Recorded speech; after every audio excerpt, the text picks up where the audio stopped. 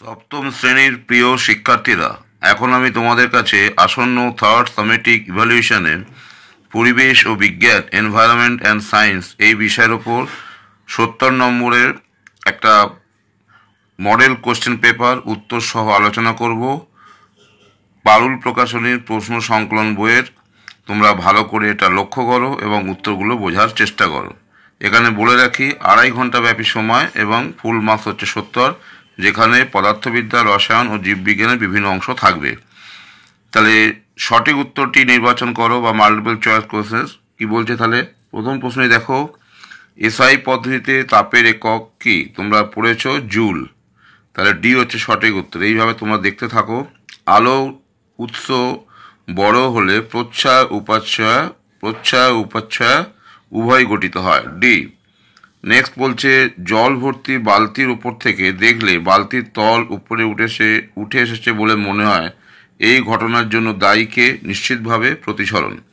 ঘড়ির একটি কাঁটার অগ্রভাগের গতি হলো, এটা হচ্ছে ঘূর্ণন গতি। 4টে অপশান দেখো, এখানে সঠিক উত্তর হচ্ছে সি। নিউটনের প্রথম গতিসূত্র থেকে পাওয়া যায় জাড্যের ধারণা, জাড্য বা জড়তার ধারণা। তাহলে সঠিক হচ্ছে বি। 1 নিউটন ইন্টু 1 মিটারকে জুল বলে, 1 জুল। পরেরটা হচ্ছে 17Cl35 এর পরমাণু ক্রমাঙ্ক নিউট্রন সংখ্যা হবে 17, 18। তাহলে 4টে অপশানের মধ্যে তোমরা দেখো এ। তাহলে এইভাবে পরপর তোমরা প্রশ্নগুলো দেখতে থাকো এবং এর উত্তরগুলো আমি দেখিয়ে দিয়েছি, তোমরা দেখে নাও। পরপর তোমরা দেখো, সঠিক উত্তর আমি লাল কালিতে দিয়েছি। তোমরা তাহলে এক এক করে প্রশ্নগুলো দেখো এবং তার উত্তরগুলো দেখে নাও। দেখতে পাচ্ছ? তাহলে এখানে লক্ষ্য করে দেখো, এই যে প্রশ্নগুলো আছে এগুলো সব হচ্ছে বায়োলজিক্যাল প্রশ্ন, এগুলো হচ্ছে তোমাদের পরিবেশ ও বিজ্ঞানের অন্তর্গত। তাহলে এগুলো ভালো করে দেখে নাও। সব কটা প্রশ্নই মোটামুটি জীববিদ্যার অংশ। তাহলে দেখে নাও উত্তরগুলো। ওকে, এবার তোমরা এসো অতি সংক্ষিপ্ত প্রশ্ন, VSAQ, very short answer question. অতি সংক্ষিপ্ত প্রশ্ন দেখো, ম্যালেরিয়া রোগের বাহকের নাম কি? অ্যানোফিলিস মশা, স্ত্রী অ্যানোফিলিস মশা। ফ্লুরোসেন্ট বাল্ব তৈরি করতে কোন ধাতুর বাষ্প ব্যবহার করা হয়? পারদ বাষ্প। অথবা দিয়েছে হু এর সম্পূর্ণ নাম কি? World health organisation. বিশ্ব পরিবেশ দিবস কোন দিনে পালিত হয়? 5 জুন, 5 জুন। সুন্দরবন কোন প্রাণী সংরক্ষণের জন্য বিখ্যাত? Royal Bengal tiger. CSF এর অবস্থান কোথায়? না, এর অবস্থান হচ্ছে মস্তিষ্ক ও মেরুদণ্ডকে ঘিরে থাকা 3টি মেনিনজেস নামক প্রতিরক্ষামূলক ঝিল্লির ভিতরের স্তরে এটা অবস্থিত। আয়োডিন নামক খনিজের অভাবে কোন রোগ হয়? তোমরা জানো এটা গলগণ্ড রোগ হয়। একটি প্রাকৃতিক পলিমারের নাম কি? সেলুলোজ বলতে পারো, প্রোটিন বলতে পারো। PVCর পুরো নাম কি? Polyvinyl chloride. নেক্সট কি বলেছে, কোন দেহ তরল অম্লক্ষারের ভারসাম্য রক্ষা করে? রক্ত। কলিচুনের রাসায়নিক নাম কি? Calcium hydroxide. তারপরে কি বলেছে, পরমাণুর অন্তর্গত নিষ্ক্রিয় কণার নাম কি? নিউট্রন। নেক্সট কি বলেছে, কৃতকার্য মানে কি? বল ইন্টু সরণ। এসআই পদ্ধতিতে কার্যের একক কি? জুল। 13 নম্বর প্রশ্ন কি বলেছে, আলোর কোন ঘটনার জন্য বর্ণালী গঠিত হয়? আলোর হচ্ছে বিচ্ছুরণ। নেক্সট প্রশ্ন কি বলেছে, 14 নম্বর প্রশ্ন, সুচিছিদ্র ক্যামেরায় ছিদ্র থেকে বস্তুর দূরত্ব বাড়ালে প্রতিকৃতির কিরূপ পরিবর্তন হয়?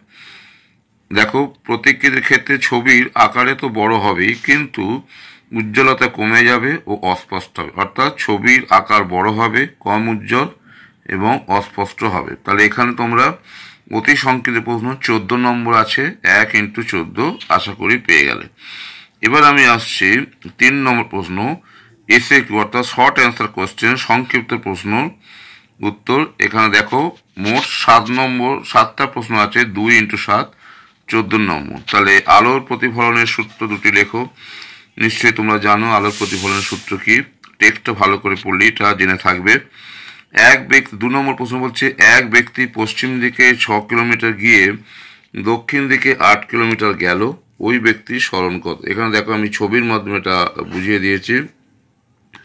কি বলেছে তাহলে প্রশ্নটা, এই যে দেখছো পশ্চিম দিকে যাচ্ছে দেখো এটা পশ্চিম দিকে দেখা যাচ্ছে 6 কিলোমিটার, আর দক্ষিণ দিকে যাচ্ছে 8।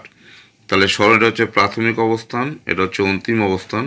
তাহলে প্রাথমিক আর অন্তিম অবস্থান সংযোগী যে সরলরেখা, সেটাই হচ্ছে ব্যক্তির সরণ। তাহলে তোমরা বড় হলে শিখবে যে বড় হলে পিথাগোরাস উপপাদ্যের সাহায্যে এটা যদি অতিভুজ হয়, এটা হচ্ছে একটা সমকোণী ত্রিভুজ, তার দুটো বাহু। পিথাগোরাস থিওরেম বলছে অতিভুজ মানে হচ্ছে ভূমি স্কয়ার প্লাস লম্ব স্কয়ার, তার বর্গমূল। তাহলে এটা হয়ে যাচ্ছে 10 কিলোমিটার।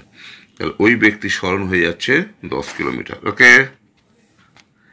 এরপরে আমরা আসছি, দেখো পরের দিকের প্রশ্নে, অর্থাৎ কি বলেছে এখানে, 2n ও n2 এর মধ্যে পার্থক্য কি? 2n হচ্ছে নাইট্রোজেন মৌলের দুটো পরমাণু, আর n2 হচ্ছে নাইট্রোজেন গ্যাসের একটা অণু। চা, দই, ভিনেগার ও তেঁতুল কোন ধরনের অ্যাসিড থাকে? চায়ে প্রধানত থাকে ট্যানিক অ্যাসিড, এছাড়া আরও অনেক জৈব অ্যাসিড থাকে, প্রধানত হচ্ছে ট্যানিক অ্যাসিড।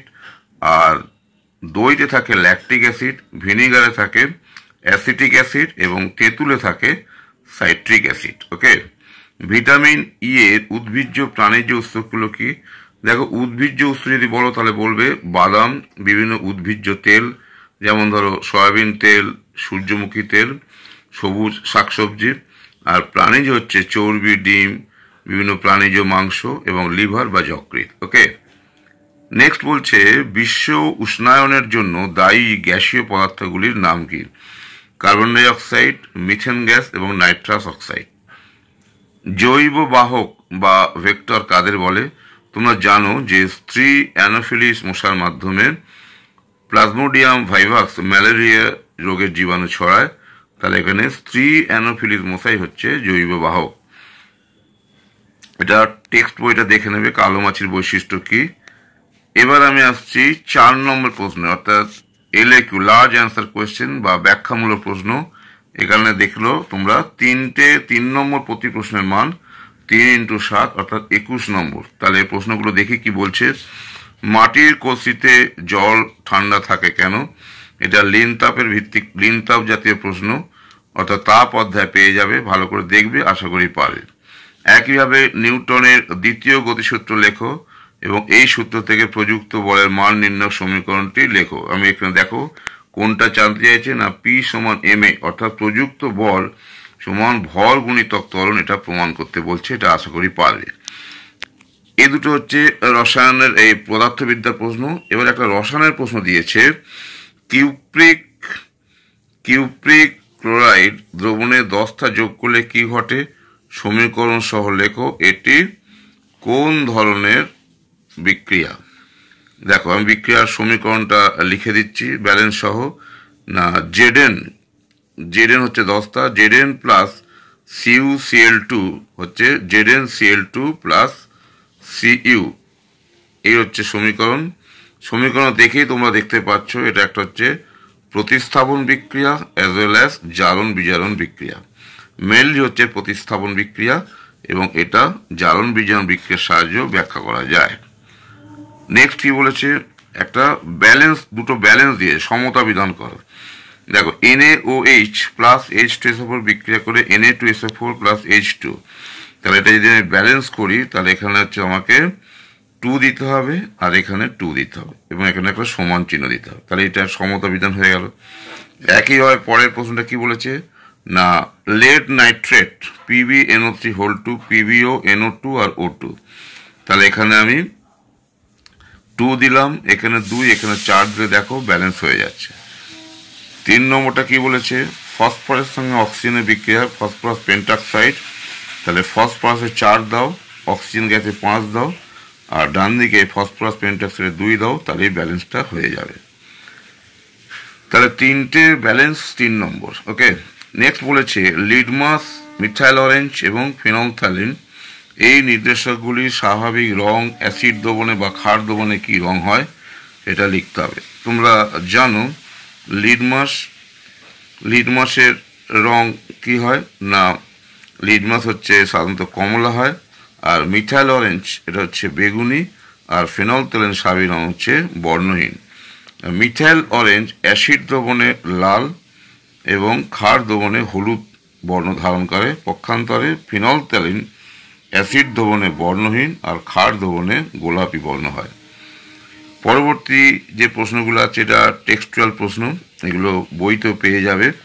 দেখো প্রশ্নগুলো দেখো, মানবদেহের ভিটামিন বি কমপ্লেক্সের অভাবে কী রোগ হয়, এই অভাবজনিত রোগের লক্ষণগুলো লেখো। তারপরে দেখো দিয়েছে অ্যাসবেস্টোসিস রোগের প্রধান কারণ কি, কোন পেশার যুক্ত ব্যক্তিদের এই রোগ দেখা যায়, এই রোগের লক্ষণগুলো কি কি।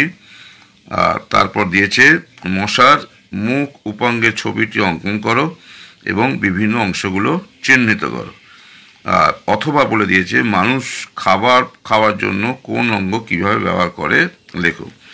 এগুলো হচ্ছে বর্ণনামূলক প্রশ্ন, এটা বইটা ভালো করে তোমাকে মুখস্থ করতে হবে। তাহলে মোটামুটি তোমরা দেখলে 4 রকমের প্রশ্ন হচ্ছে। একটা হচ্ছে মানে মাল্টিপল চয়েস প্রশ্ন, বহু বিকল্প ভিত্তিক, যেটাকে আমরা বলছি সঠিক উত্তর নির্বাচন করো, 21টা প্রশ্ন 21 নম্বর। তারপর হচ্ছে অতি সংক্ষিপ্ত প্রশ্ন, 14টা প্রশ্ন, 1 × 14 14 নম্বর। তারপরে হচ্ছে সংক্ষিপ্ত উত্তর SAQ, এখানে 7টা প্রশ্ন 2 নম্বরে আছে, 2 × 7 14 নম্বর। এবং 4 নম্বর প্রশ্ন হচ্ছে বর্ণনামূলক, প্রতিটি প্রশ্ন 3 নম্বর, 7টা প্রশ্ন 21। তাহলে এই মোটামুটি মোট 70 নম্বরের প্রশ্ন 2.5 ঘন্টা ধরে তোমাদের দিতে হবে। তাহলে এগুলো প্রত্যেকে তোমরা দেখতে পাচ্ছ বেশিরভাগই হচ্ছে অবজেক্টিভ টাইপ প্রশ্ন, অর্থাৎ 1 ও 2 নম্বরের প্রশ্ন। তাহলে আশা করি এই স্যাম্পল যে মডেল কোশ্চেন উত্তর সহ আলোচনা করলাম, এটা করলে তোমরা একটা ধারণা পাবে এবং এই ধারণা নিয়ে তোমরা পরবর্তী ক্ষেত্রে পরীক্ষায় সফল হবে। এই আশা নিয়ে আমি আজকের ভিডিও শেষ করছি।